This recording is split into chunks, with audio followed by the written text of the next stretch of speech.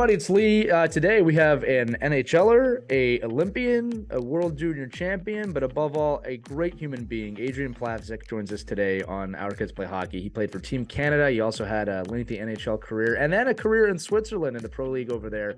We touch on everything from the experience of going to play Division I college and Olympics and World Junior Championships within a few-year period, all the way to his life today, which is really focused on the mental fitness and well-being of everybody. But we talk about specifically, obviously, youth athletes and hockey and his life and journey through the game. It's a fantastic episode, so make sure you check it out. Also, I'm really excited to finally let you know our new website, game7group.com, is up. If you are a parent or a coach or even a business owner looking to do some team building this season, or for the year coming up, we have now put that all together on game7group.com, where you can get a 15-minute call to look at your business with us, and you can do everything from a one-day Zoom session to an in-person session to a year-long thing if you want to.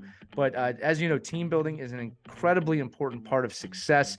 The teams that win do it, and we have worked with a lot of teams that have won. So if you're looking to improve your team for this year or this fall, whether it's sports, business, nonprofit, medical, anything, head over to game7group.com right now. Book that 15-minute meeting with me, and we can go over the plans for the future and how to get your team to where you want them to be this year or this season. But without further ado, let's jump into this episode with Adrien Plavsic on Our Kids Play Hockey.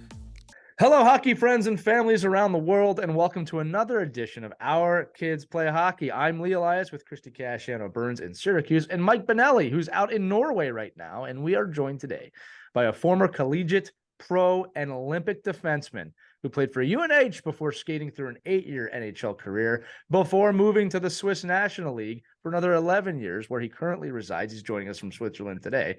His resume also includes the highly coveted World Junior Championship gold in 1990 and an Olympic appearance where he won a silver medal with Team Canada in 1992. Following several years coaching after his playing days, today he's a dedicated life coach, which in his own words supports high-level achievers and helps them find ultimate success by matching their vision and goals with their innermost essence. We are absolutely going to dive into that and how it applies to your kid today. Ladies and gentlemen, please welcome Adrien Plavsic to the show. Adrien, welcome to Our Kids Play Hockey. Yay. That was good intro. Thank you. Thank you so much for having me. Looking forward to, sharing my experience and what I'm doing now and really trying to make a difference. The things that I learned, hockey when I played was so much different. And I think today we have so much information and resources. So I'd love to share and hopefully give something back that, kids can use, parents can use as well. So I'm looking forward to it. I'm looking forward to it too. So Adrien, one of the funny parts about being the host of the show is I want to dive right into the mental health and the mental fitness stuff and pick your brain about that. But I know that our audience always loves a little bit of background and a little bit of hockey before we dive into the mental stuff behind the hockey. So I'm actually have a very specific question for you that probably will allow you to do both. But I want to focus in on your college and World Junior and Olympic time period. That was a lot of heavy hockey in a short amount of time. So can you tell us about that process, both from a hockey standpoint and a mental standpoint of that, several years of your life? Because suddenly you're on a Division I collegiate stage, then you're on the world stage, both junior and Olympics.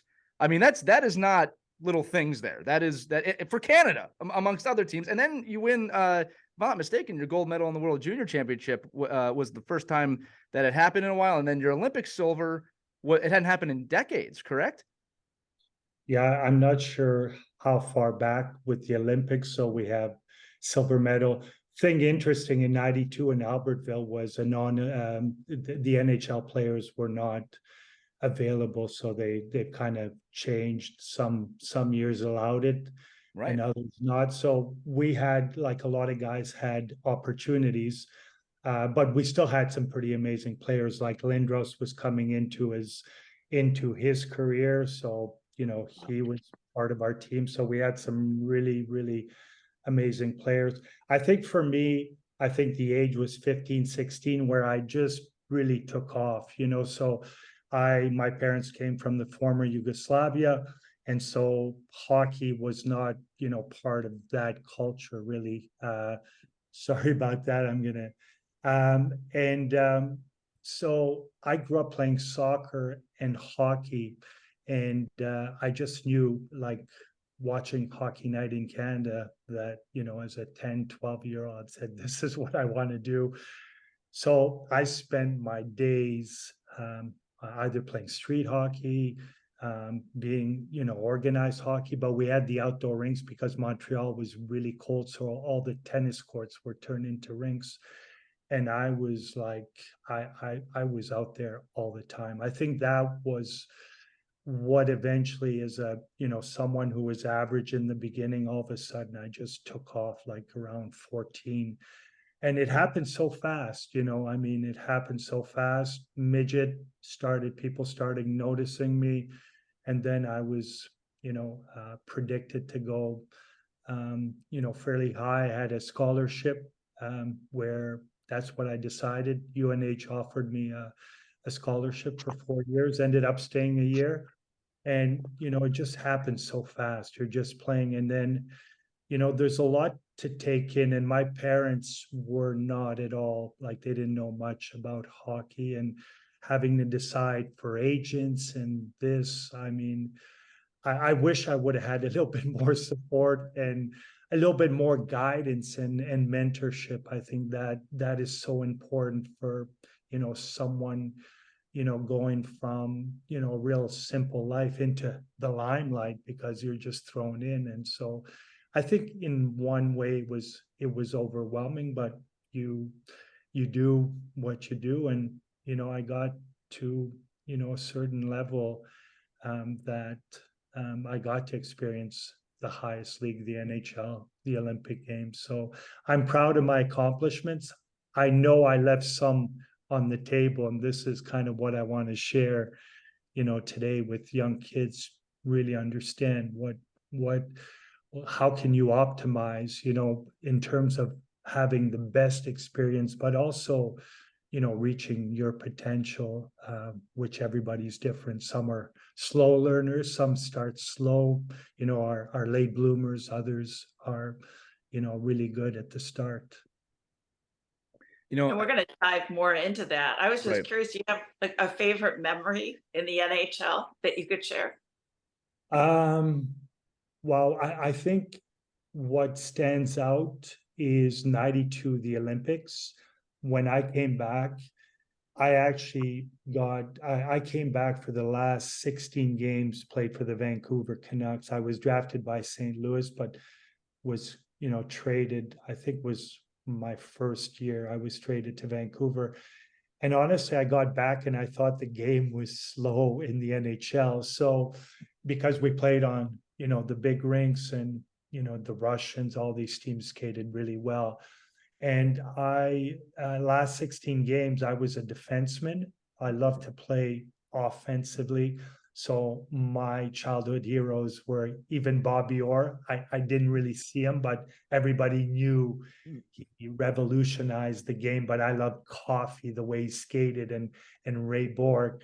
So, getting points, skating up in the play. I ended up, with, I think, 11 points in 16 games for the Canucks in the stretch, and then had an amazing playoffs. And that's when I signed my one-way ticket into the NHL, because, most guys, unless you're, first round pick and they, see you as a, solid NHLer, not everybody gets the one way when I played right off the bat. So, like, that's where I felt, I kind of really stepped in, and I said, wow, this is what is possible for me.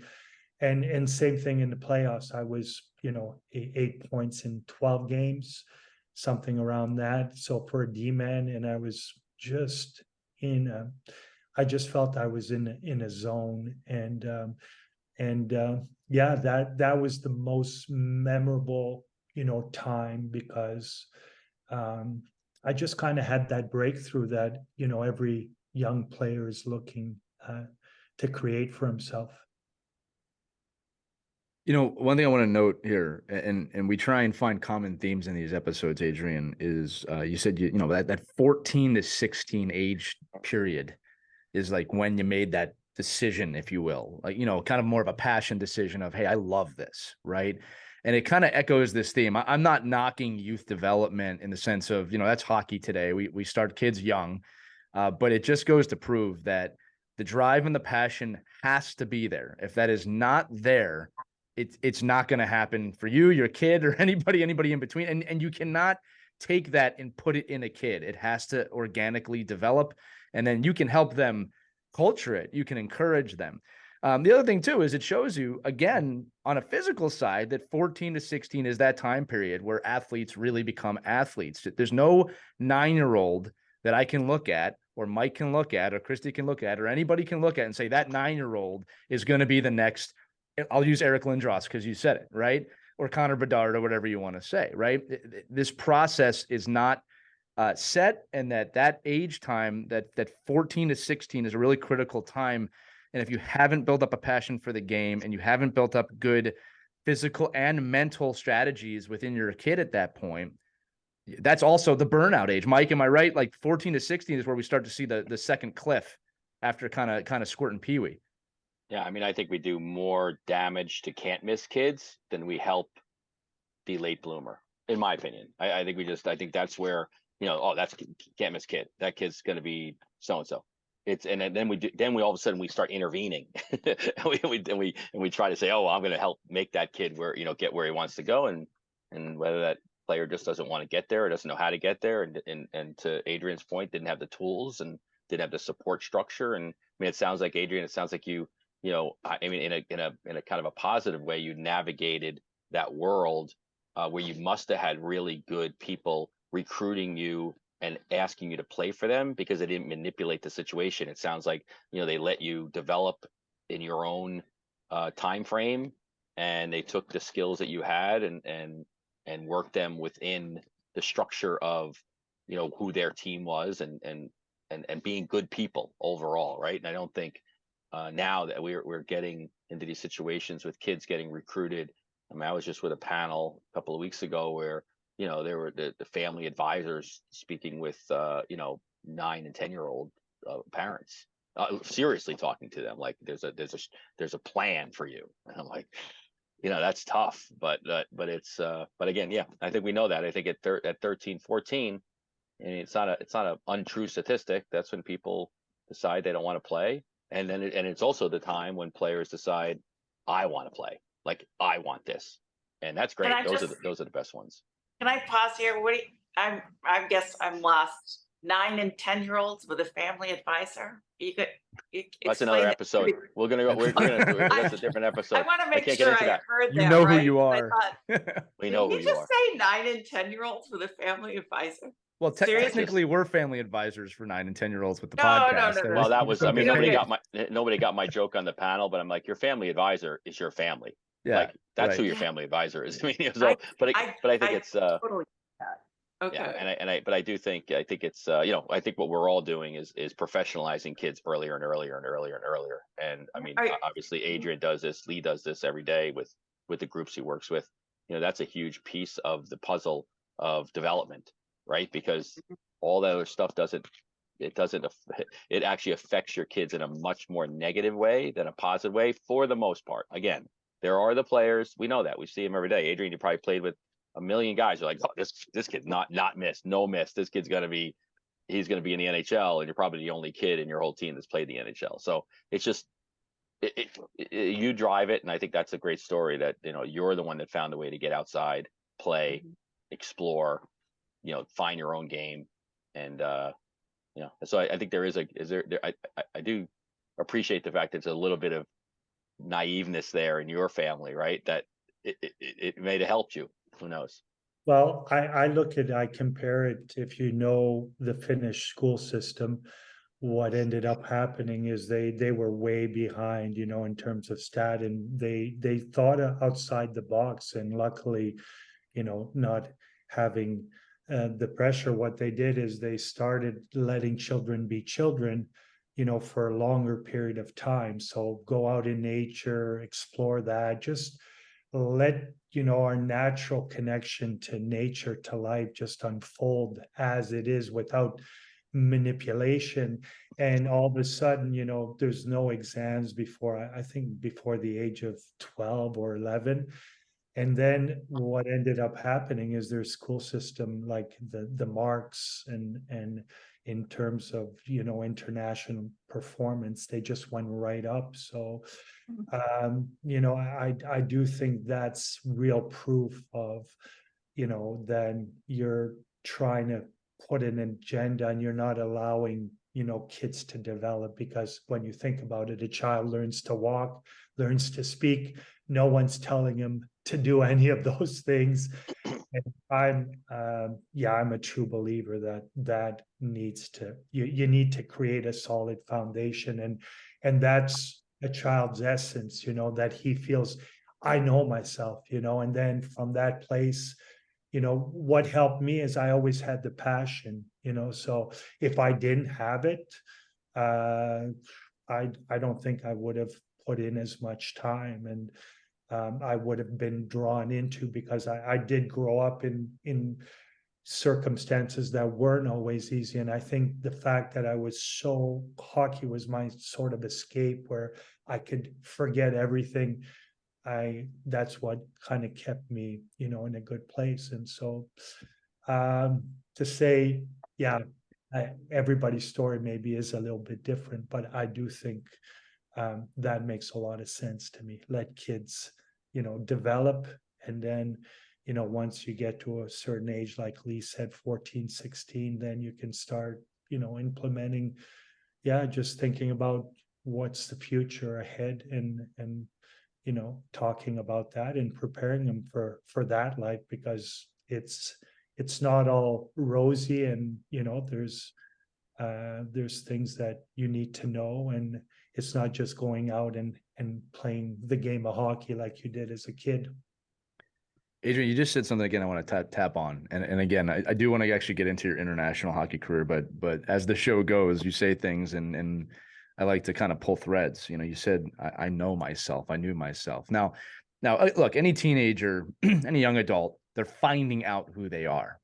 And I think one of the things that we don't focus on enough is that we inadvertently are telling kids, hey, you're a hockey player. That's who you are. And your life and your success and your failures are based on the score or the outcome or how hard you work today. And what ends up happening is, and I've seen this, and it's rough. You get sometimes an 18 to 22-year-old who is so burnt out and they don't know who they are. And their whole life is wrapped up in the success of the game. And I don't believe the success of the game comes from that. I think that, especially in the interviews we've done and the people we've spoken to, the people that really do find success in the game, like yourself, know who they are. And they have an understanding of community and giving back and gratitude. And again, look, it's not every single athlete that's ever played pro sports, obviously. But I find this to be common across people that have succeeded. It wasn't so much forced on them. You know, they were given good ideals at home. So can we just talk for a quick minute or two about maybe from a teenage point of view, where that is still developing, and what parents and coaches can do to help these children, and they are children at that age, we forget that sometimes, discover themselves? I guess in many ways, it's like giving them options. I love when I hear kids trying different sports, you know, through developing skills, because you know, every sport allows you to develop different skills. So everything that you can use, but also, you know, I think having friends and a real family, you know, a family life, I think that's really so important. And so I have to say, you know, in my story, what held me back somewhat is that I did not completely know myself. Like I knew that I loved hockey, and that was sort of my escape. But I also felt that, you know, I wanted to please so much, you know, that was kind of my pattern. So it's like, instead of, you know, going out there and playing the game, you're like distracted by, oh, what's he think of me? What's that person think of me? So I think the biggest thing I believe is like creating stability within the home life where, well, I just feel, so comfortable. I can talk about everything, because in hockey, you're going to fail a lot, a lot more than succeed. And so, being able to be open and share those things, be vulnerable, and especially in my time, guys, boys were not really, you were told this is how a boy behaves. And but I think just being able to express yourself and creates a sort of, you feel strong because Mhm. you're not, holding stuff in. If I look at my life, I tended to suppress a lot of stuff. And I think my experience was performance anxiety. It was because I felt like I can't share like what's going on inside me. And so imagine like a pressure cooker, you're keeping everything bottled down and then it's going to come out some way. So I think home life is huge, and having really good friends, that's so important. Community, and then obviously a coach that brings, especially in those early years, that makes the game fun.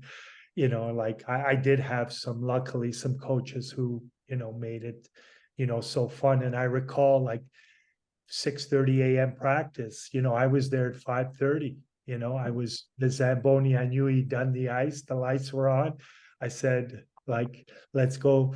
And my dad was like, really nice enough to bring me because I think he saw how invested I was in hockey. Adrian, I want to ask this too now. You're an international hockey person, right? You've been in many different places. I'm watching this documentary on Netflix right now about Schwarzenegger. It's just called Arnold. Yes. It's really good, right? Good. Christy, have you seen that too? My husband watched it and gave it a great review. He was Yeah. talking about it this morning. Yeah. Well, one of the things that stuck out to me on it, and I'm going to kind of reverse this into a question, was that, Arnold's from Austria. He loves Austria, but he talks about the mentality of Austria kind of in his youth, and that it wasn't, you don't go become a bodybuilder, you don't go have dreams. And he knew that to come to America or North America, that's where dreams could happen, right? But he always kept his roots in Austria. He goes back there all the time. And it made me think that I was fortunate enough to live overseas for many years and to see a different perspective, right? Now, you spent 11 years playing in Switzerland in a pro league over there. So my question to you is, I'm interested in what, from a worldview, did that open you up to? What are the things that you saw that maybe people who have never left North America don't see, that you learned from? And this can go both ways. It's things that you saw in North America that's not over there, but also the worldly view of being in another country and playing hockey in another country. I love that you said earlier that the NHL seemed slow to you when you got back, because we kind of have this probably not unfair balloon view of the NHL, but that's not the only way hockey's played. And when you watch international competition today, it's a different game in a lot of ways, right? So there's a lot of information there, but I'm always interested in perspectives from people who have played, lived, married overseas, and how that can impact our audience. Well, for sure. First of all, the NHL has changed now. There's, I would have been way more suited. We had hooking and holding, and referees let that go slashing. So I was like, I was a skilled player, but I had to fight Marty McSorley. So I A lot of fought people did. McSorley. Yeah. So like I was like right in between really being skilled. I had like, 30 points in the NHL as a D-man. I'd be high ticket right now. Yeah. So Cale and Makar level. Yeah.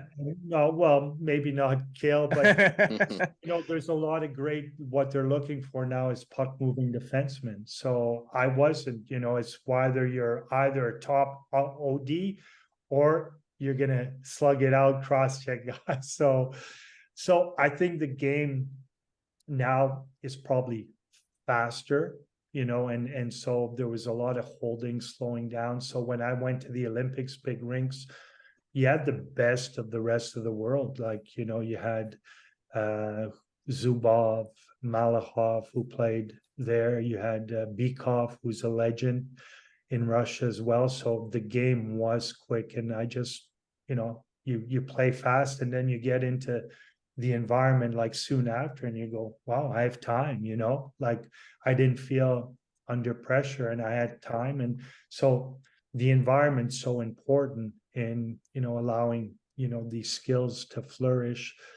But what I learned in Europe is that, I guess in Canada, school, balance life was not really, you played junior, you went to university.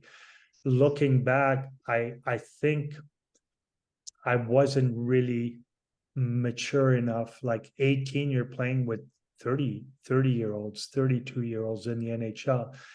And, looking back, I would have said that if I stayed, in school till I was 22, let just you develop, you mature. I think that would have benefited me. And I think certain NHL teams are good at recognizing that, whether a player is ready or not mentally, because you're thrown into an 82 game schedule where you're going to get beat up. It's a grind. So recognizing, which young players are ready for that. And in terms of Switzerland, they mix. They're not just solely focused on hockey. They're already thinking about, even some guys are working a little bit, even playing pro. So they're kind of thinking already, what's after hockey. And Simon Sinek, is it Simon Sinek? Simon Sinek, yeah, I know you're right. Sinek, Yeah. So he talks about something really interesting that touched me, is that hockey, like pro athletes struggle. A lot of them struggle because they just know hockey and everything's about them. It's all about you. It's all about, what can you do for me so I have a great career? And what he says is that sense of community, not everybody, creates it, depending on, how you grew up. Some do naturally, so they have all these connections afterwards. I didn't. So you're thrown into, this other life where I could be, selfish, but now I have to bring value. I have to learn new skills. And so he talked about a quarterback who knew that. He realized that his days playing in the NFL, I can't remember the name. It's really an interesting conversation. He talked about, he used his career to create his platform, realizing that, that's just something he does, and the way he's going to impact, thousands of people is after, and so he's already has this bigger vision of what he's trying to do, and football was just a small part of it. So I think, having that guidance, and people see, because you're what ends up happening as a pro athlete, you're so, shiny object is like, oh, I can be a star, there's money, and you think that's going to last forever, but like anything, it doesn't. And then, like, have you done anything, have you built something, while you're in the prime, while you're able to influence? So now I find myself like, really, I have to, find new resources, bring value in a different way. So really reinventing myself, and it's hard work. And you can see why a lot of athletes struggle after, their careers. One of the things we've discussed on the show before is these kind of 3 pillars, not to keep you from being depressed, but when you start to have a lack of these 3 things, that's when depression sets in. And those 3 things are, you just tapped on one of them, is community. The other 2 are purpose and identity. And I think what happens with our young athletes sometimes is we get so wrapped up, all 3, into just the game. And then, Adrien, as you just said, the game goes away at some point for all of us, right? Or the ability to make a living in the game goes away, right? I don't think the game ever leaves us, to be fair. but the community you make both in and outside of hockey is very important. We talked before about identity and not having it only wrapped in to I am a hockey player. It's I am a son, a daughter, a person. I have other interests, and then purpose, which is something that I know you have found here recently with your work now as a life coach and a coach, a mental fitness instructor. I mean, the list kind of goes on. I know that you and I believe heavily in certain methodologies that can help athletes and other people get present. And then in giving them and helping them find the tools to do so. I'm interested about how did you discover that side of the journey, right? And then I do want to dive into your tips for parents, coaches, and athletes from a mental standpoint now, right? And it goes so far beyond hockey. It affects every aspect of your life. But there was a clear turn, it seems, with you into this field at a point in your life. Tell us about how that happened.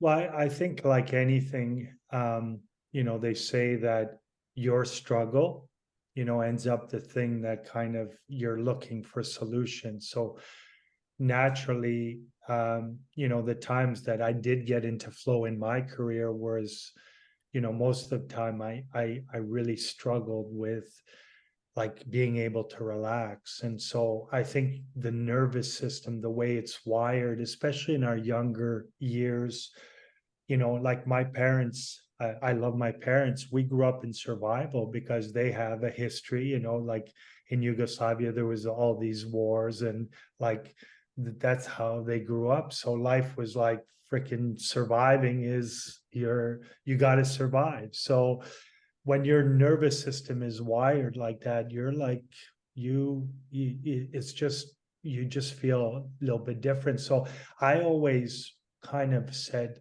I'm doing what I love. Like, why am I not relaxed? Mm. Why can't I just like I knew that somewhere I should be enjoying this more. And so that kind of put me on a quest of like, what can I do to quieten the mind, but also the nervous system, because I think it's really so much about that. And positive intelligence, the saboteurs is, as we call them, is all these adaptive patterns that we pick up in childhood. And we're adapting, we're we feel like it's a place of fear, of lack, and so we're like, oh, I got to be super, perform like super, and it's never good enough.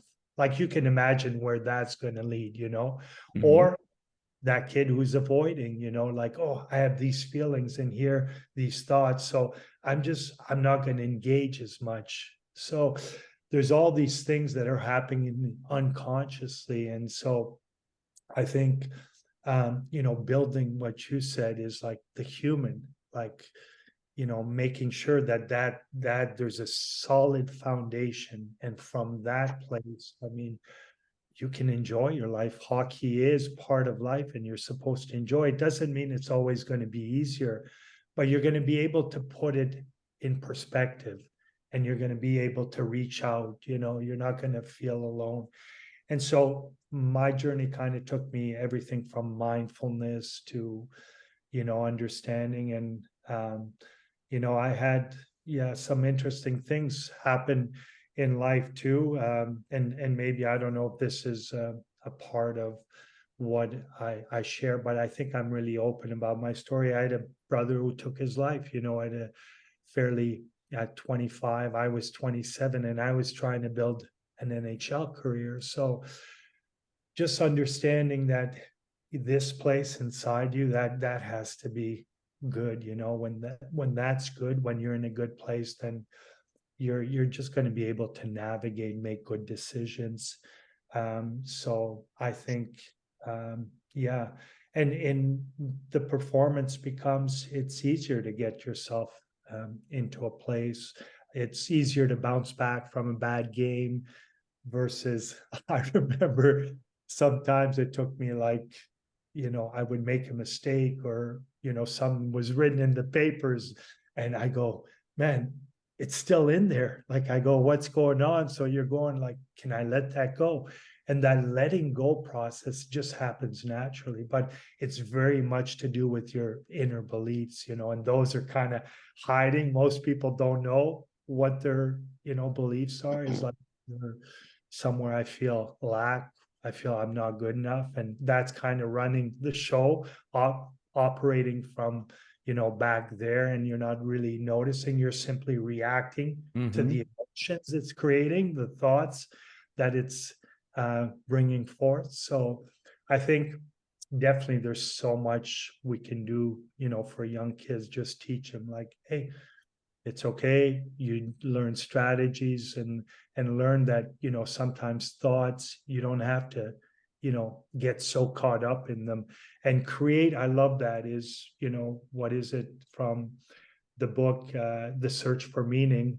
Viktor Frankl, he goes between stimulus, there's space, there's a space, there's a response. The more space there is between stimulus, the more you can respond the way you want to. And I think that's so key, teaching kids, you know, to be more mindful and to kind of understand their emotions, their thoughts, and give them tools that they can, you know, navigate. Because hockey, like many sports, it's like quick. You're going to make mistakes. You're going to lose games that are close. You're going to, you know, cost the game. And how do you bounce back and feel like, hey, my self-worth is kind of, I feel solid, it's untouched. Okay, I'm disappointed, I might be down, but that self-worth, that foundation remains untouched. And maybe we can talk a little more about that. Go ahead, Mike, you're laughing. No, just like I'm like it's so frustrating. I don't mean to interrupt you, but what's on my head here, like when you hear Adrien speak, and when you hear a lot of these really great athletes that we've had on, and motivational professionals that work in this every day, and then you leave, you know, a bunch of yahoos like me coaching kids, you know, that aren't like professionally trained, you know, to understand what a child's mind and emotions go through. That the last thing we need to do is work on power plays and penalty kills in education. And it's more all of this. And I'm a, you know, coaching education geek. I mean, I've done all my USA lacrosse, USA hockey, USA soccer, baseball. Like, I just love hearing like all the other educational institutions in sport and how they teach for the fundamentals.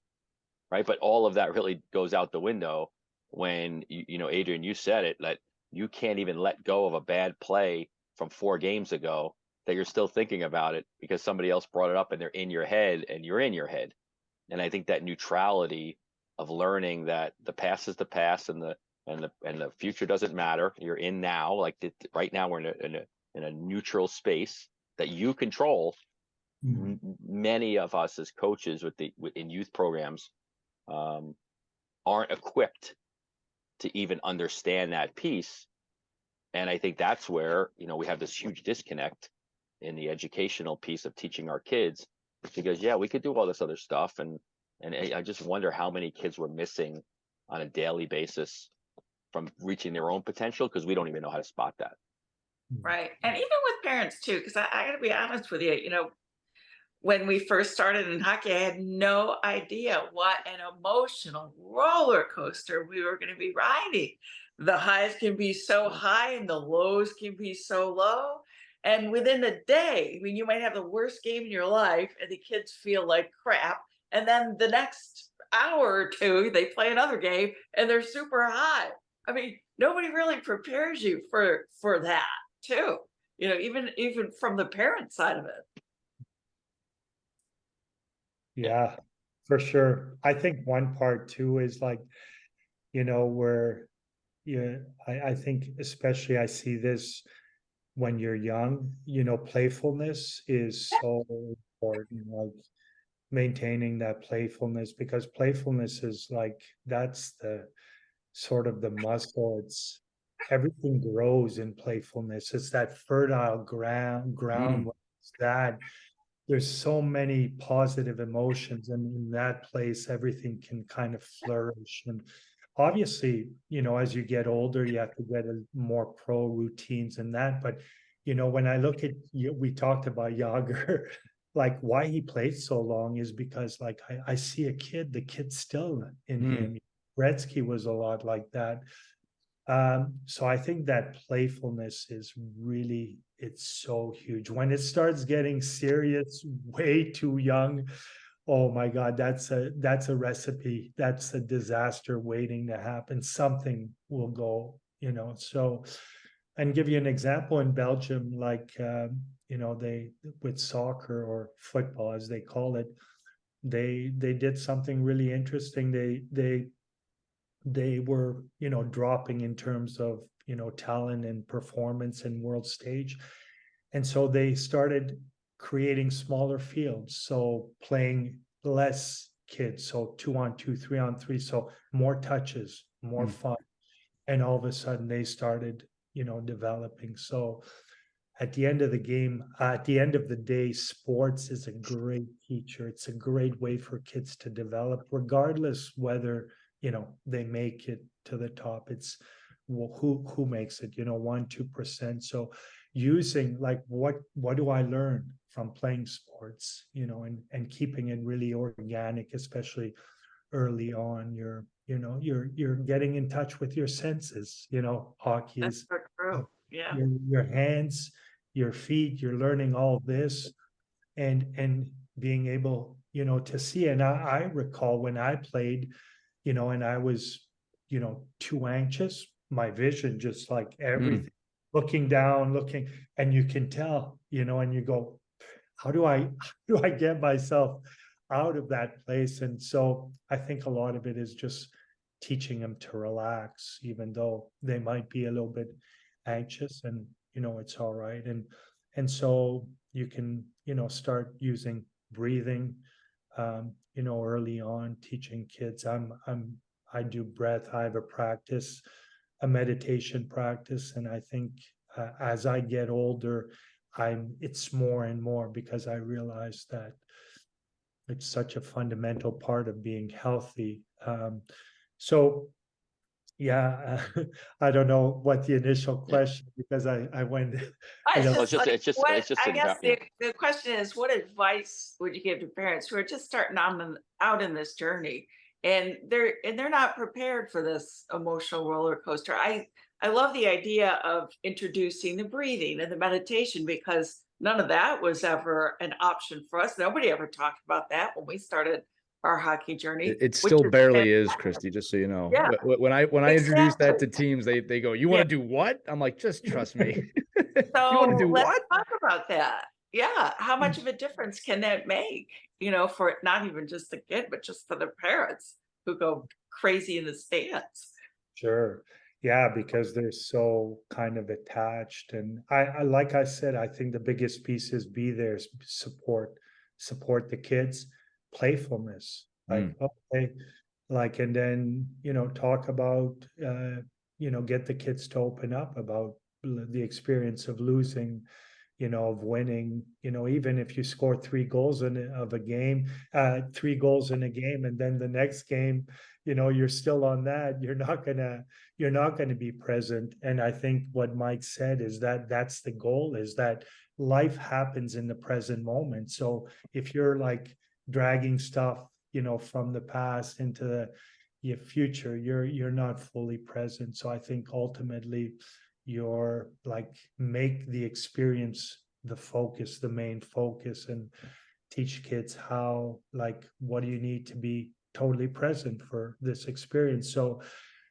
playfulness is huge. Like, I'm big, it's a game, and then, within that playfulness, if that's there as a foundation, I think a lot of good things happen. And then you can teach them, um, you have a bad shift, you're frustrated, like, get back to the bench and, just you can grab your stick and breathe a few times. That could be an anchor, and you knowing that you're going to be out there in 30 seconds.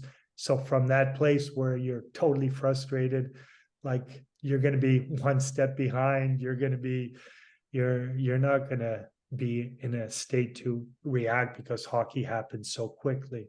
So, kind of, help, I guess coaches can help that way. But yeah, just for parents, I think just really supporting. And I think a lot of parents just, get caught up in this short vision, and it's everything's taken out of context when really it's a long ride to get to, even if you go pro.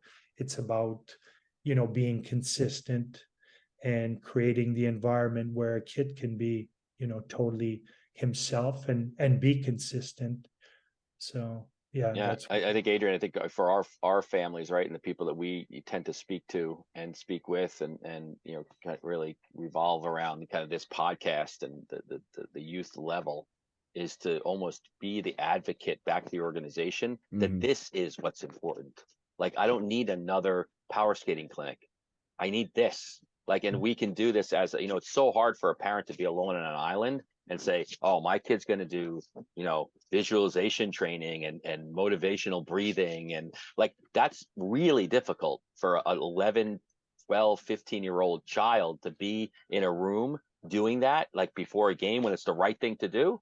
Right. And everybody else like, what the hell's wrong with this kid? And who do these parents think they are? Like, that's what happens. And I think I always advocate that that's why we want to do it as a team. Now, whether every team member utilizes it or not that's another story. But if we looked at this as a practice, like if we taught it as a way of in our development structure, it doesn't become foreign. It becomes practice. It becomes part of your development. And I think what happens, most people I know where we are see it as, oh, that's what that one family's doing that thinks their kid's going to go pro. Well, no, the kid's doing it so that they can enjoy the sport, but we're doing it because we want to have a better team. If you want to be the best teammate, you have to be your best self, right? And then if you could be your best self, you can now contribute to the team. So I think it's a funny thing how we look at these non-on ice activities and don't see them as or more important than the time we spend on the ice. And that playfulness and free play and the freedom to explore the game is actually where the best players in the world develop. And we don't see that because nobody's watching the kid in the park and nobody's watching the kid go to the tennis courts that are frozen and demanding they go out there and skate. They're just doing it. And I think that's so I would implore the people that listen to you and the people that were on this, that work with Lee, and that be the advocate for this, because if it helps your kid and you can help your child help the rest of the team, it helps your kid, right? So if you want your team to be successful and you want your kid to get noticed, then help your team. And that's the sport we're in, unless you're going to go play tennis or golf or something like that. That is the piece that is missing consistently. It really is. No, I agree. Well, because it's for us. It's me. Like, I'm going to do this for my kid. But but your kid can't be successful without the team being successful. That's what's great about our sport. I mean, that's what's great about hockey. Is what are you talking about, Mike? What are you talking about, man? A hot shot with the 10 goals. That's the kid. No, go ahead, Adrian. Sorry. I get it. Yeah. But Adrian, it's your show. So yeah, I agree. But I think that's just like those kind of things that you can, like, that you see, and maybe really talk about, like, because you're in Europe and you're in you're in like these Scandinavian countries, that you see it, right? You see it at the way the children are worked with at the youngest levels. And the sad part is, like, where I am right now in Norway and talking to Norwegian hockey, they want to be like they're trying to make things faster. They're trying to make all-star teams earlier. I'm like, no. This is where you don't go down this route. Like the ability to just be a player and be with your friends and enjoy coming to the rink and having that is really what the secret sauce is. That's why a town of 400 people can produce NHL hockey players, and they can be successfs. And you said something interesting about, visualization, all related to imagination. I mean, kids are, what is it? Einstein said, like, imagination's more valuable than knowledge, because whatever we create, I remember when I used to go to the rinks, I imagined me being in front of 20,000 people. No one was telling me do that because I watched Hockey Night in Canada.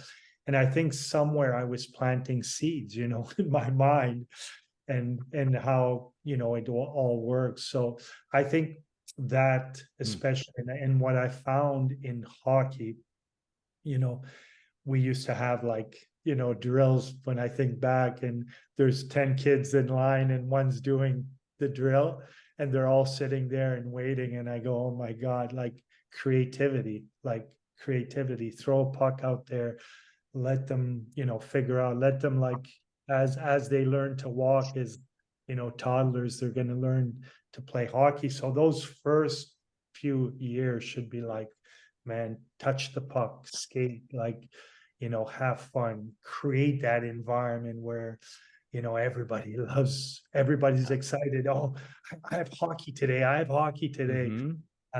You know, imagine that, what would happen. I guarantee you there's a lot of good stuff that would happen. And so, yeah, I think Finland, and, you know, they're really good at recognizing, you know, what is, when you introduce something, because even, you know, when they do, you know, deadlifts and these major squats, the movements where I see a lot of kids, they, you know, they're playing high levels, but they haven't even learned a movement pattern like squatting.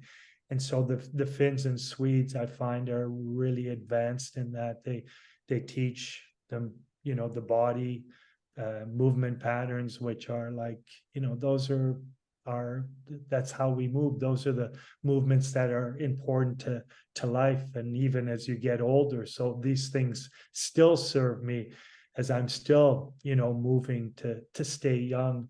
So I think they're really good at you know, putting those in place. So I hope I answered your question. Oh, you did, Adrien. Look, I got a whole page of notes here that I want to get over, because and for those of you listening, not watching this, you know, there's a lot of passion coming through in Adrien's face when we talk about this, and not that you didn't have that when you talked about your NHL career, but it's, I guarantee you the faces that you're making visually right now are the same ones you were making on the tennis courts as a kid. You can see the passion coming through. You know, going back to that Arnold documentary, you kind of just talked about this, and I'm going to say what he said. You got to keep in mind that this is Schwarzenegger talking, so you know he's always very forthright. But he said, "Dreams are bullshit. Vision is everything." And what he was trying to say was that it's not enough just to have a dream. You have to visualize it. And it's funny you talked about 20,000 people, Adrien, because he talked about standing on a stage as a kid, thinking about 20,000 people watching him win Mr. Universe. And then it happened. And then he visualized being the best movie star. And then it happened. And then he visualized being, you know, and then it happened. He visualized it. He didn't just think it. So that's important. A few minutes ago, though, Adrien, you said something very, very profound, and I want to repeat it because it kind of was like almost a light bulb type statement for me. You said everything grows in playfulness; it's fertile ground. Man, that is a great quote, and I want to make sure that everyone listening equates this well beyond hockey. You know, in my work, whether it's with businesses, nonprofits, doctors, hockey players, this is true in every environment. When I work with a stagnant business, that's what's missing. There's nothing fun about it. There's no play. And you know what's funny is we'll go in, Adrien will do a really simple team building exercise, have them smile, and all of a sudden they want to be at work the next day, right? Now, the misconception is we do this one time and everything's fixed, right? You have to consistently and constantly be, implementing. I did breathing yesterday. I did it. Yeah. Look, Mike, to your point, I was going to say this too. I wrote this down. We talk about the mental fitness, and we talk about all the work that we do with teams. And Adrien, for your for your knowledge here, it's like, you know, we do breathing exercises with young teams. We do lots of team building. Mike, I've never had a team. This is for everybody listening. I've never had a team come back to me at the end of the season or the end of a session and go, "Boy, that was a waste of time. I really wish we were working on the power play instead of that." No one has ever said that to me, at least not to my face. I should say it like that, right? You know, this stuff works. And Mike, you know, I find in the line of work, and Adrien, I'm sure you do too, is that the stigma that surrounds it, the way I actually have to almost convince teams is, hey, you'll win more. Now, it depends how you define the word winning, but you'll win more if your kids do this. That's how I get attention typically. And then once we dive in, I think in Adrien, I'm going to talk about positive intelligence in a second. The world kind of opens up and you realize, like, look, winning the game is really not the goal. It's a goal amongst many goals, right? So for Mike and Christy, I wanted to bring this up. Adrien and I are both in a program with positive intelligence, and you brought up before, I think this is important, we discuss this, saboteurs, right? And I kind of equate them to kind of the pressure voices in your head. We all have them. Adrien, you said it right. They're developed in our youth, and they come in different forms. For example, you gave some examples earlier. Mine was restlessness, right? Whereas I always have to be on to the next big thing, and my brain is pushing me, go to the next thing, find the next thing. And it's funny because you don't realize that's a saboteur. In fact, that for many years of my life, I thought this was this great driving force that I don't stop. And I realized I was never present. I was always to the next thing. And when I became conscious of that, and there's other saboteurs that again, for those of you listening, you can find these things that you have. When you become conscious to them, then you can switch, Adrien, to the SAGE mindset. And you can't see this, Adrien. I'm in my office right now. I have the SAGE perspective poster up on my wall, and I always have it there. And in short, for everybody listening again, and Mike and Christy, the SAGE perspective is how can I turn, negatives into positives in my mind. I was at, this is a funny timing on this. Mike convinced me to go to the USA Hockey goaltending coaching course yesterday. I am now a bronze goaltending coach somehow. I don't know how that happened. Congratulations. I would never call myself a goalie coach, but I got that. But one of the things that one of the coaches said yesterday, Mike, was every goal against is a gift. And that was a SAGE mindset of, if it goes in the net, you can learn from it, right? They're not all going to be pretty, and some of them are going to be more obvious than others, but it's, can you take the goal against and learn every time? It's a gift. Yeah. I am just like you, Adrien. I'm so passionate about teaching this to our youth and adults for that matter, but the youth take to it. We need to be implementing these methodologies into the younger audience, because we're doing the opposite. All right. And just to give a kind of a rounding out to this, you can see at the NHL level, the teams finding success right now are being coached by individuals who seem to understand this. They want it to be playful. They want it to be fun. They understand it's a job, but you can see it in Colorado, in Tampa Bay, right? In Vegas, the coaching style is, let's enjoy this together. That is a lot different than the way things were done when I was a kid, Adrien, when you were a kid. All right. With kind of some of these old school coaches. But with that said, and this is why I do what I do, Adrien, this is probably why what you do. We just saw a Russian player take his own life last week at 22 years old or less, I believe. I was on the ice the other week with my daughter, and we were just, it's a stick and puck, and she was just, making snow angels and having a good time. And, I kept this in our little space. And at the other end of the ice, I'm not kidding you, Mike, this would have pissed you off, is I'll say a tier 1 coach with obviously his kid. He's screaming at his kid, and his kid is screaming back. And this is a stick and puck. And I'm sitting there watching. I'm like, what the hell are you guys doing? Like, neither one of you wants to be here. Right. And so I still see this stuff. And those were saboteurs on both ends, with that father and that son just colliding over and over and over again. No consciousness. Now, I try and approach that with grace too. If, like, I'm not going to go up to those guys on the ice and say, hey, I don't want you to conscious, but, I hope for those two, right? Like, I hope they can discover this as a community. And Adrien, this is me turning this into a question now. Obviously, I get passionate about this too.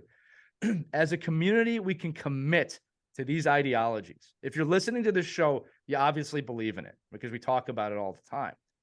But it is so important that you give yourself grace with this process of being present.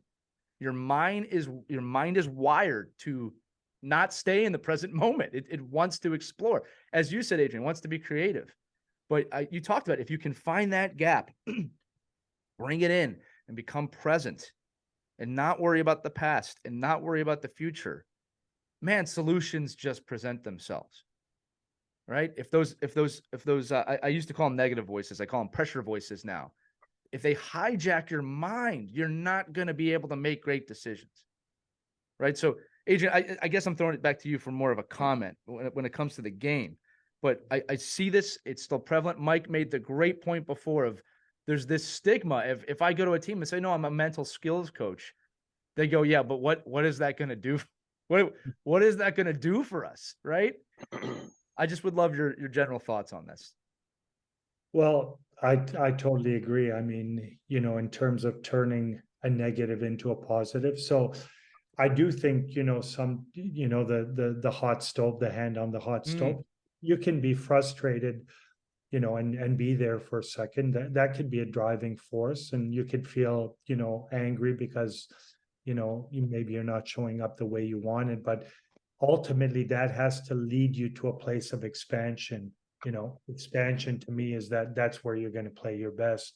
If you're contracted, forget about it. Everything's slower. Your muscles are responding, but you know, your vision's impaired. So it's really about, you know, realizing, okay, you can experience that, but you know, how do you step into a state where you feel empowered, where, you know, you're going to make progress? And that's all, you know, about expansion. So I think, you know, that's really important, and realizing that, you know, most kids put enough pressure on themselves. So if there's, you know, pressure plus pressure from the outside, imagine, you know, someone, like you said, a young kid at 22 taking his life, like that's crazy. Imagine what's going on in someone's head, you know, to be able to do that. So, you know, realizing, you know, it's really our responsibility to understand. You said something really that touched me. Yeah, it's a business, you know, there's got to be a level of professionalism, but that in itself is the bigger picture is life. That is all within life. And what's life? You know, life is, I mean, if you're not waking up feeling good, empowered, you know, happy, experiencing joy, whatever you do, you know, it's just not going to feel the same way. So we have to, like, you know, get them to get excited about life. Okay, this is a part of life, and that's how we should teach hockey, like part of life, something that can help you evolve, even raise your consciousness level, you know. So, you know, in terms of like, hey, okay, I felt anger, I saw it, you know, I saw it, and I grabbed it, you know, and I said, okay, cool, I can handle that.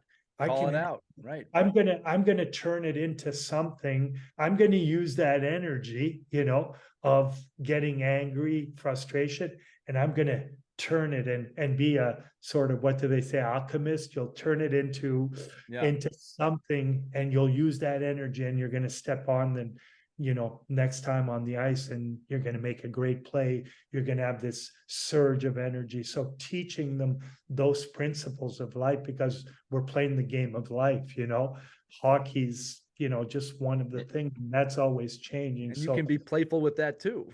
The game of life, right? You know, and that's Lee's point too. It's going to help you win. Like, you know, like we tell the kids all the time, like, which wolf are you going to feed today? Like, you're going to feed that negative, horrible, you know, self-defeating wolf, or you're going to feed the good wolf. Like, and I think it's like, you know, but if parents and coaches understood that it's not like voodoo, it's actually how you're going to win. Like, it's the better way. It's the better way to learn and win. Well, and Mike, I want to add this too. And Adrien, this is the one that I find is the stigma with what we do. Is there's this misconception that if you're present and peaceful, you will lose your competitiveness. And it is quite the opposite. All right. I've always been competitive. I've had more success with that competitiveness being present than when I felt like I needed to be angry to succeed. Or as you said, I wasn't an alchemist, right? I didn't use the energy efficiently. And, you know, I have become more competitive in a positive way since being present than when I wasn't. And here's the thing, and this is how I also break the stigma, because that's just my word. Who am I, right? If you look at the greatest of all time, most of them had an ability to be present better than anybody. We talked about Schwarzenegger, very present person. Kobe Bryant, very, very present person. And they've talked about this. They success leaves clues, right? I remember in the Michael Jordan documentary, right? The Last Dance. I said it. The most important part of that documentary was not that the Bulls won that last championship. It was people, his teammates said in the documentary, he is the most present person I have ever met. He's also probably the greatest competitor in modern history in sports. It's there, my friends. the clues are there, the success stories are there. All right. And you know what? The funny part about it is there are so many examples of people that are not present failing at the highest levels that it makes you wonder in the first place of why are we subscribing to that over and over again? And look, the answer is this. We're just learning about the mind now. This is a really recent discovery when you think about it, right? In terms of, oh, like my mind is a muscle and I can train it. And this will be kind of my last question for Adrien because I'm hogging all the mic time here. But one of the keys we didn't talk about here is this. We're talking about the importance of mindfulness, the importance of being present. We did not talk about the importance of practicing it, right? And it is such a key part of it is you don't just achieve mindfulness and you have it. You're not just present all the time, and probably unless you're like a Buddhist monk sitting on a mountain not speaking somewhere, which is, again, no offense to them, that's not going to be me. I don't necessarily want that life. But this is something, and this is the course that you and I take, that or the certification that we have, is to consistently and constantly practice this multiple times a day. And I'm at a place with it, and Adrien, I don't want to speak for you. I'm at a place where I've been doing it for over, a couple of years now, that it's natural to me now to just snap my fingers and, okay, I'm going to be present for 2 minutes. And man, the power of that, what that has done for me personally, professionally, with my family, with my kids, has been life-changing for me.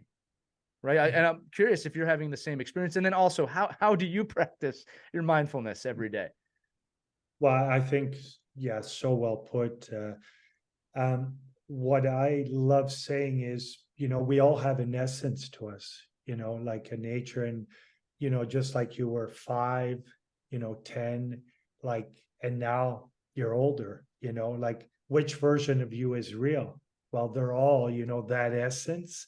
And when you do those reps, you're kind of connecting to that essence. I love to return, you said, like, competitiveness, because you hear that has to look a certain way. You don't know what's happening inside of someone. He might be like, so I love this. I'm like, and a perfect example is Bruce Lee. I love using Bruce Lee. Like, you're talking about, just delivering a punch. It's not like wasting all your energy. It's like being really intentional. And it's really almost to the point where you're feeling the energy, so I think there's a real art to it, really sensing. And so it's really, to me, it's like getting in touch with that essence, and your inner resources. And what's that feel like? Can you, make that come alive and see how that shows up? And so, like I said, it's not the one making the most noise. It's the one who has, the ability to focus when everybody's like totally distracted, when, they're down 2 goals and, there's someone who's saying, okay, I'm good. I'm focused. I know what I need to do. And then all of a sudden, that ability to focus, I think, is so important in life. And there's so many distractions. They even talked about now, there's someone in terms of working with the phones, so you're constantly on your phone being distracted, and that's, taking away from, everything, you moving forward, you being engaged in practice, the way you're showing up. So really recognizing that your attention can be hijacked at all times, especially now. And to me, a sage skill is your ability to focus. It's like, and that is really, I think kids learn, we're examples, so they learn by doing. Just like the lion learns to, there's some instinct to it, but they learn by simply watching. So if we're the example, we can say very little, but we're going to create the environment where, there's going to be success, there's going to be focus, there's going to be calm, there's going to be, all the things that you need, I think, to succeed. Totally agree with all of that. Mike, Christy, I know we're getting short on time. Is there anything else you wanted to ask? That's great. I mean, I think it's going to become even more challenging as we look at where our kids are headed, and their attention spans are getting even shorter, and the discipline isn't quite what it used to be either. So there are a lot of challenges ahead, and I think if parents can get on board with this philosophy, even if you don't have a bunch of people around you, you're the only one, you're paddling against the stream that's going against you, you're going to benefit from this. So it's fantastic, and I think your timing is perfect, especially now with what our kids are going through.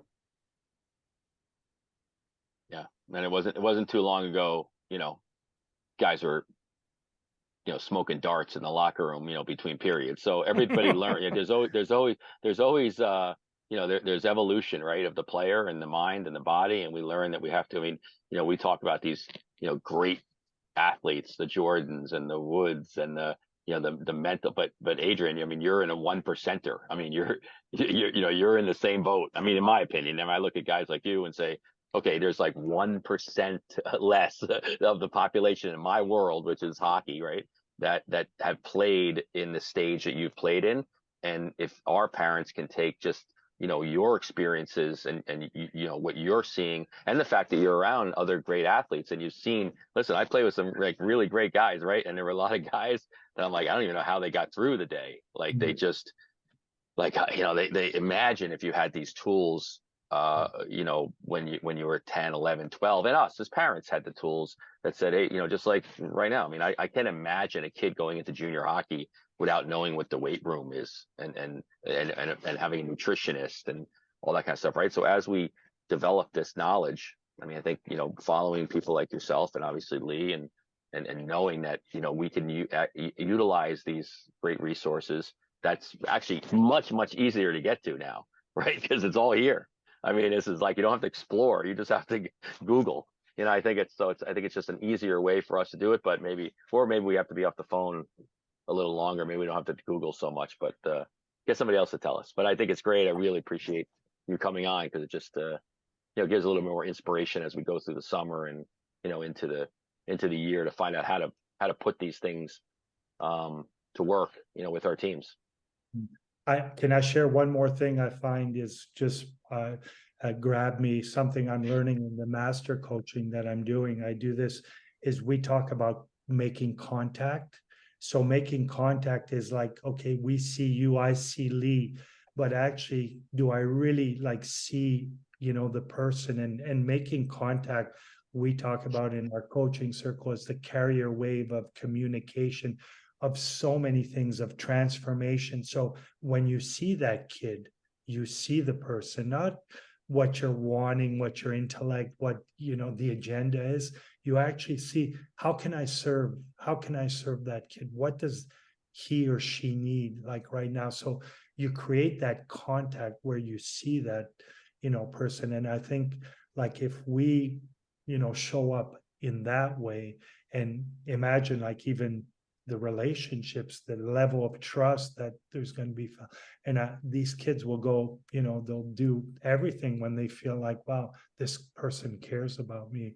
But it's not just kids, it's adults as well. So I want to put that piece of like really connecting, like connecting with, those kids, whatever you're doing in coaching, and, drop the agenda a little bit and create that contact, and then you'll see amazing things will happen. I think, Adrien, to your point, if you do that, you're coaching a human being. If you don't do that, you're just coaching a hockey player, right? There you go. And great coaches, not limited to hockey, create better people. And we say on the show all the time, great people become great players, not the other way around, right? Great player doesn't mean you're going to be a great person. Adrien, you're a great person. I want to tell everybody, if you enjoyed this episode, make sure you follow Adrien on LinkedIn, last name Plavsic. All right. Adrien, is there other places people should go? I mean, you put some great content on LinkedIn. I just didn't know if there was another place. Yeah, I think right now Beyond Performance is what I'm going to have a website up and running. So I can share that with you. But LinkedIn is the main place I kind of put, my contacts. So you can look at Adrien Plavsic or Beyond Performance, and you'll see me there. And I'm slowly getting active on Facebook and Instagram, but my website is where really I'm going to share what I do. So I'll give you that information if I can, and when it's ready. But I totally appreciate it. It was a real pleasure to exchange. No, it goes both ways, and I'll say it, an Olympian, a world junior champion, NHLer, but above all, a great human being. That trumps all of those, although those are pretty good credentials there. But that's going to do it for this edition of Our Kids Play Hockey. If you have loved this episode, make sure you give us that 5-star review wherever you're listening. Share it with your friends, put it in your team communication, share Adrien's story with the people out there. We need to get these messages out there. But for Christy Casciano Burns, Mike Benelli, and Adrien Plavsic, I'm Lee Elias. We will see you on the next edition of Our Kids Play Hockey. Make sure to have a great week, everybody. See you soon. We hope you enjoyed this edition of Our Kids Play Hockey. Make sure to like and subscribe right now if you found value wherever you're listening, whether it's a podcast network, a social media network, or our website, ourkidsplayhockey.com. Also, make sure to check out our children's book, When Hockey Stops, at whenhockeystops.com. It's a book that helps children deal with adversity in the game and in life. We're very proud of it. But thanks so much for listening to this edition of Our Kids Play Hockey, and we'll see you on the next episode.